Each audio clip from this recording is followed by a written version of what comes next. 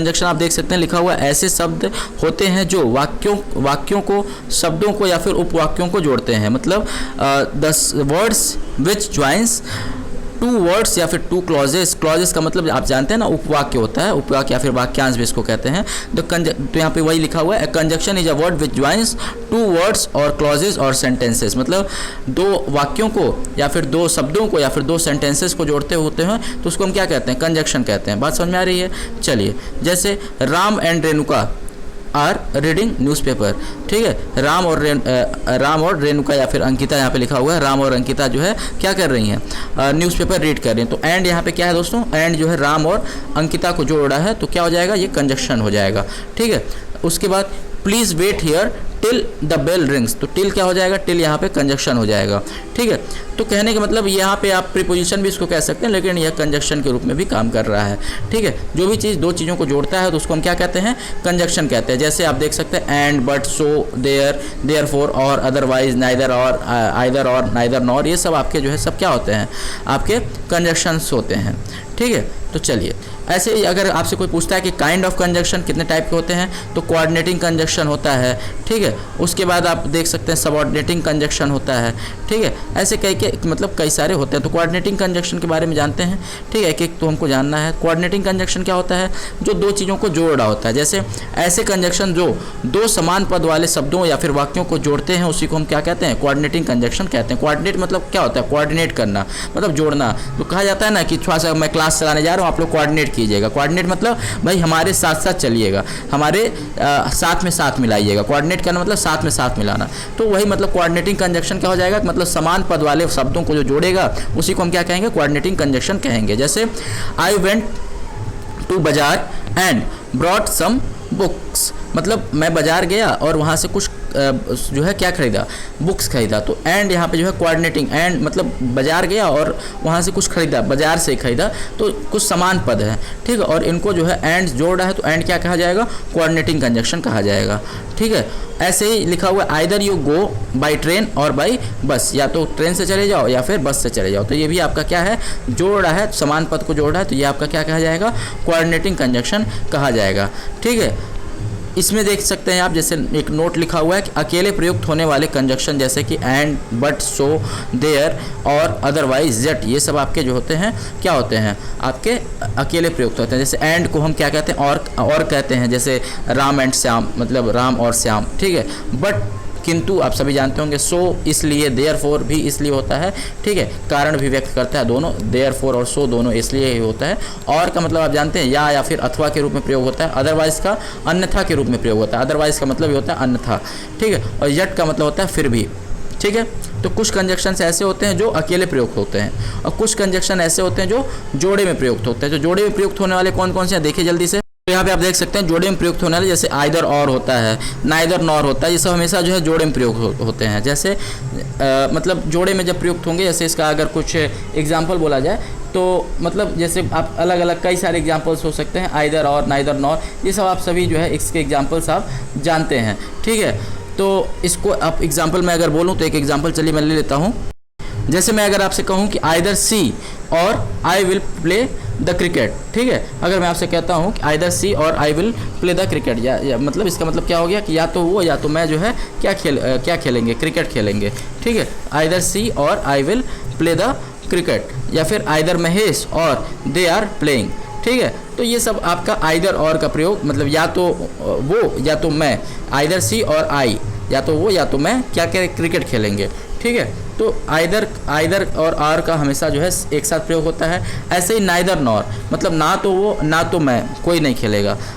ठीक है, आइदर और का मतलब या तो वो या तो मैं, ऐसा कुछ होता है। या मतलब या तो वो मैं नहीं, मतलब या का प्रयोग करने के लिए या तो ये या तो ये।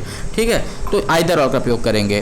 ठीक है, और नाइदर नॉर का ना ही तो ये और ना ही तो दूसरा वाला कोई, जैसे कि आप कह सकते हैं neither Suresh nor Ramesh is going to Delhi, मतलब ना ही सुरेश जा रहा है दिल्ली, ना ही रमेश जा रहा है। तो आप क्या कहेंगे, neither Suresh nor Ramesh is going to Delhi.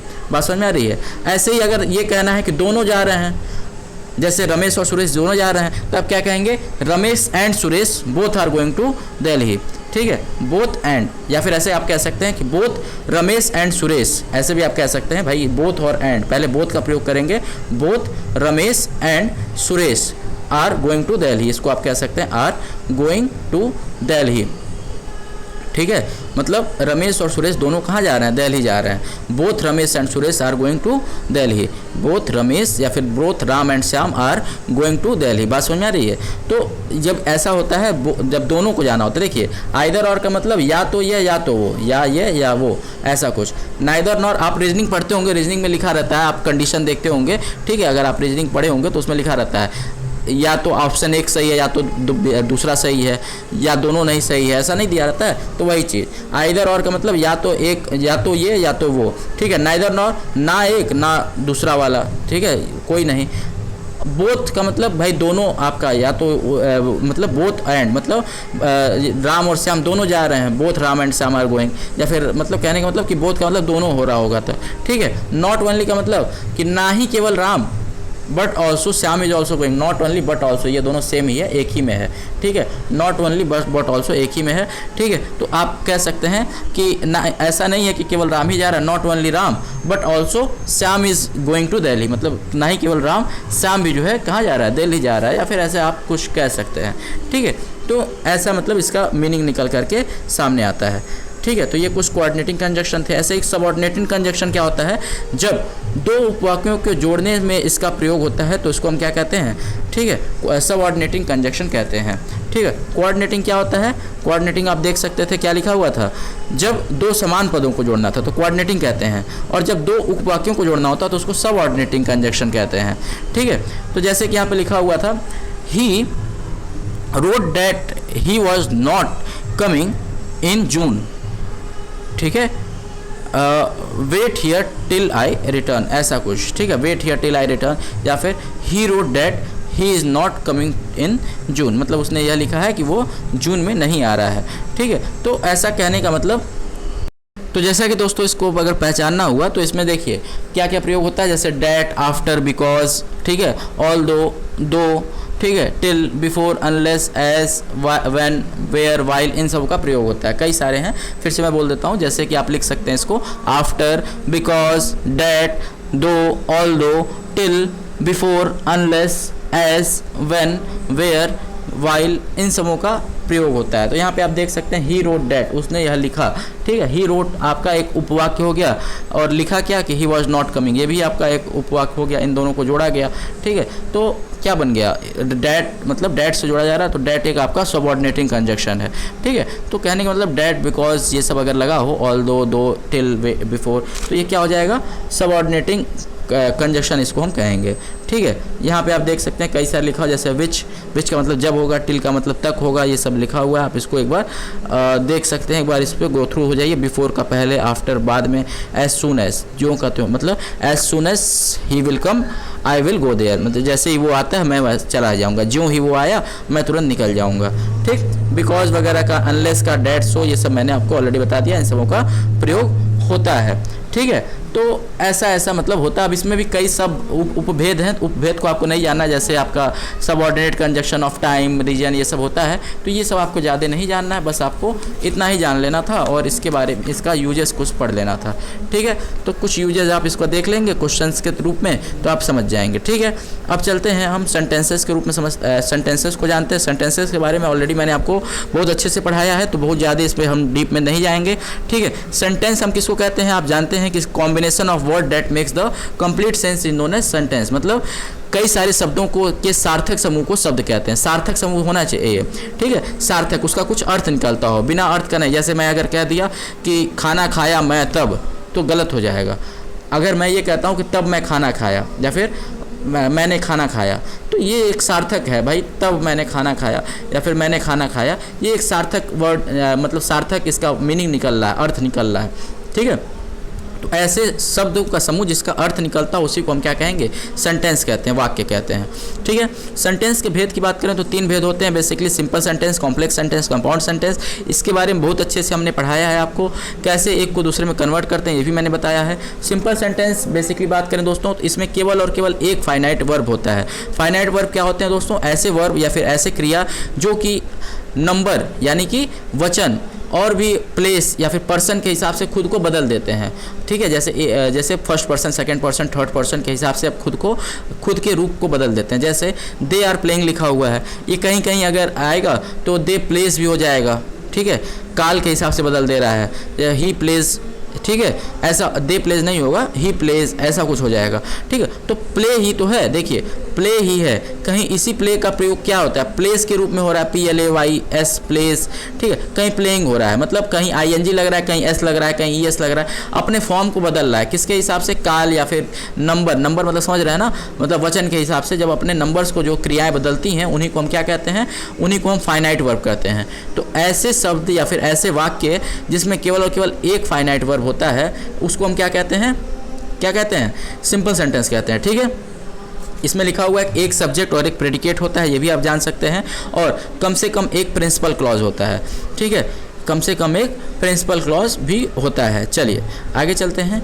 ऐसे ही आपका कॉम्प्लेक्स सेंटेंस क्या होता है, कॉम्प्लेक्स सेंटेंस में एक प्रिंसिपल क्लॉज होता है और एक सबऑर्डिनेट क्लॉज होता है। सबऑर्डिनेट क्लॉज क्या होगा दोस्तों, जो दूसरे पे बेस्ड होता है। प्रिंसिपल क्लॉज क्या होता है, जो इंडिपेंडेंट होता है, इसको इंडिपेंडेंट क्लॉज भी कहते हैं। स्टैंड अलोन शब्दों को हम प्रिंसिपल क्लॉज कहते हैं। प्रिंसिपल क्लॉज का मतलब जिसका अपने भी, जैसे क्लॉज का मतलब तो आप जानते हैं वाक्यांश होता है। ठीक है, लेकिन प्रिंसिपल क्लॉज क्या होगा, ऐसे वाक्यांश जिसका खुद भी एक मीनिंग होता हो। जैसे कि मैं यहाँ पे अगर आप देख सकते हैं, यहाँ पे अगर देखा जाए कि ही इज़ द बॉय, वह एक लड़का है। ठीक है, ये एक वाक्य का अंश है, ही इज़ द बॉय एक वाक्य का अंश है। ठीक है, ये क्लॉज है, लेकिन इसका अपने में भी मीनिंग है। अगर ये ही इज़ द बॉय अलग भी होता शब्दों, इससे जैसे ये पूरा शब्द है हु स्टोल द पेन, इससे अलग भी अगर बोला जाए, केवल और केवल ही इज़ द बॉय बोला जाए, तो भी एक मतलब पता चल रहा है कि वह एक लड़का है। ठीक है, तो ऐसे वाक्यांश जिसका अपने अलग से भी मीनिंग पता चलता है, मतलब इसको अलग स्टैंड अलोन होते हैं, मतलब खुद ब खुद में इनका कुछ मीनिंग पता चलता है, तो उसको हम क्या कहते हैं, प्रिंसिपल क्लॉज कहते हैं। ठीक, तो ही इज़ द बॉय, ठीक है, वो क्या है, एक प्रिंसिपल क्लॉज है। बात समझ में आ रही है। ठीक है, तो जब वाक्य में एक प्रिंसिपल क्लॉज और एक सबऑर्डिनेट क्लॉज होता है, सबऑर्डिनेट क्लॉज अपने मीनिंग के लिए दूसरे के ऊपर डिपेंड होते हैं, और इसमें हु, विच, व्हेन ये सब लगा होता है। ठीक है, तो एक प्रिंसिपल क्लॉज और एक सबऑर्डिनेट क्लॉज लगा होता है, तो ऐसे वाक्यों को हम क्या कहते हैं, कॉम्प्लेक्स सेंटेंस कहते हैं। जैसे he is the boy who stole my pen, मतलब वही लड़का है जिसने मेरा पेन चुरा लिया था, ये आपका कॉम्प्लेक्स सेंटेंस हो जाएगा। ऐसे ही कंपाउंड सेंटेंस क्या होता है दोस्तों, लिखा हुआ है एक प्रिंसिपल क्लॉज हो तथा कम से कम एक ऐसी क्लॉज हो जाए जो वाक्य में प्रिंसिपल क्लॉज को कोऑर्डिनेट, मतलब प्रिंसिपल क्लॉज की कोऑर्डिनेट हो। ठीक है, इसको अगर और एक बार अच्छे से पढ़ते हैं तो क्या लिखा, तो मतलब ये कहना चाह रहा है कि एक प्रिंसिपल क्लॉज हो तथा कम से कम एक क्लॉज मतलब कोऑर्डिनेटिंग कंजक्शन से जुड़ा हुआ होता है। कंपाउंड में आप जान लीजिए कि किसी ना किसी कोऑर्डिनेटिंग कंजक्शन से जुड़ा होता है, जैसे एंड, फॉर, बट, सो, ये सब इसमें लगा होगा। यहाँ पे देख भी सकते हैं कि ये सब अगर आता है and, but, as well as, till, until, while, yet, ठीक है, सो, बोथ, आइदर और, नाइदर, नॉर, ये सब अगर आता है तो उसको हम क्या कहते हैं, इसको हम कंपाउंड सेंटेंसेस कहते हैं। ठीक है, चलिए लिखा हुआ कम से कम दो प्रिंसिपल क्लॉजेज होने चाहिए। इसमें कंपाउंड में दो प्रिंसिपल क्लॉजेज होते हैं, मतलब दो ऐसे शब्दांश होंगे जिनका अपने खुद में अलग अर्थ भी निकलेगा। ठीक है, और साथ ही साथ प्रिंसिपल क्लॉज इसमें कोऑर्डिनेटिंग कंजक्शन के साथ जुड़े होने चाहिए। ठीक है, जैसे यहाँ पे एग्जाम्पल के रूप में देखते हैं, लिखा हुआ है gold made countries and the man made the God है ये। ठीक है, गोल्ड लिख दिया है गलती से। ठीक है, ये गॉड होगा।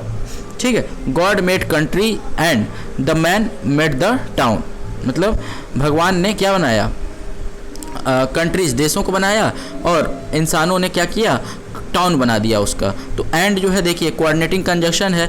ठीक है, द मैन मेड टाउन अगर होता, द मैन मेड टाउन, ये क्या है, एक प्रिंसिपल क्लॉज है। ठीक है, अगर ये अलग भी होता है इस वाक्य से तो भी इसका मतलब निकलता था, द मैन मेड टाउन, मतलब इंसानों ने टाउन बनाया, कस्बों को बनाया, इसका मतलब निकलता था। ठीक है, और एक आपका देखिए गॉड मेड कंट्री भी अगर बोलते, इसका भी अलग से मतलब निकलता था। तो ये भी आपका एक प्रिंसिपल क्लॉज है, इसका एक मेन क्लॉज भी इसको कह सकते हैं, प्रिंसिपल क्लॉज को मेन क्लॉज भी कहते हैं। तो ये एक मेन क्लॉज है, इसका मतलब अलग से निकल रहा है, इंडिपेंडेंट है।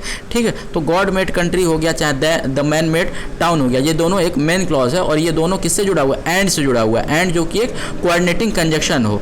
ठीक है, तो जब भी दो मेन क्लॉज या फिर दो प्रिंसिपल क्लॉज एक कोऑर्डिनेटिंग कंजक्शन से जुड़े होते हैं तो ऐसे मेल से बने वाक्यों को हम क्या कहते हैं, ऐसे मेल से बने वाक्यों को हम कंपाउंड सेंटेंसेस कहते हैं। जैसे he is rich that he is माइजर, ठीक है। He is rich that he is माइजर, ऐसा कुछ है, ठीक है। डैट यहाँ पे कोऑर्डिनेटिंग कंजंक्शन की तरह काम कर रहा है। He worked hard but he failed, ठीक है। ये देखिए, he worked hard but he failed. But क्या है दोस्तों, आप देख सकते हैं बट यहाँ पे एक कोऑर्डिनेटिंग कंजंक्शन है। ही फेल्ड, इसका भी मतलब निकल रहा है कि वो फेल हो गया, ठीक है। ये क्या है, मेन, आप कह सकते हैं मेन क्लॉज है। ही वर्कड हार्ड, उसने कड़ी मेहनत की, ये भी एक मेन क्लॉज है और एक कोऑर्डिनेटिंग कंजंक्शन से जुड़ा हुआ है बट से। तो यानी कि कहने का मतलब ये कैसा वाक्य हो जाएगा, ये आपका कंपाउंड सेंटेंस हो जाएगा, ठीक है। कंपाउंड सेंटेंस है, तो इसको जब कॉम्प्लेक्स में बदलना होगा तो क्या बोलेंगे, कॉम्प्लेक्स में बदलना होगा। जैसे आपसे अक्सर क्वेश्चन पूछा जाता है बदलिए कॉम्प्लेक्स में, तो क्या बोलेंगे, although he worked hard he failed, ऐसा कुछ इसको बोल देंगे, ठीक है। इसका वर्किंग रूल मैंने एक वीडियो में पढ़ाया हुआ, उस वीडियो को जरूर आप देख लीजिए तो आपको समझ में आ जाएगा, ठीक है। चलिए, ऐसे ही सिंपल में क्या होता है, ठीक है। अगर इसको सिंपल में कन्वर्ट करना होता तो he worked hard he failed, ऐसे ही खाली भर इसको जोड़ देते, ठीक है, ठीक है। ऐसे ही है, मतलब यहाँ पे और कई सारे यहाँ पे एग्जांपल्स दिए हुए हैं और आपकी बुक में कई सारे एग्जांपल्स हैं, उसको आप देखिएगा। एक आध एग्जांपल और लिख लेते हैं। जैसे लिखा हुआ, Aditya is rich man but he is not honest, मतलब आदित्य जो है रिच तो है लेकिन वो ऑनेस्ट नहीं है, वो ईमानदार नहीं है। तो बट यहाँ पे क्या है, आप देख सकते हैं, बट यहाँ पे एक कोऑर्डिनेटिंग कंजंक्शन है। ही इज़ नॉट ऑनेस्ट एक प्रिंसिपल क्लॉज है, ठीक है, या फिर मेन क्लॉज भी कह सकते हैं। आदित्य इज रिच मैन, ये भी एक प्रिंसिपल क्लॉज है। आदित्य इज रिच मैन, ऐसे ही पता चल रहा है कि आदित्य एक मतलब रिच है, मतलब एक धनवान व्यक्ति है, इसका मतलब पता लग रहा है। ही इज़ नॉट ऑनेस्ट, मतलब वो ईमानदार नहीं, इसका भी अलग से मतलब है, ठीक है।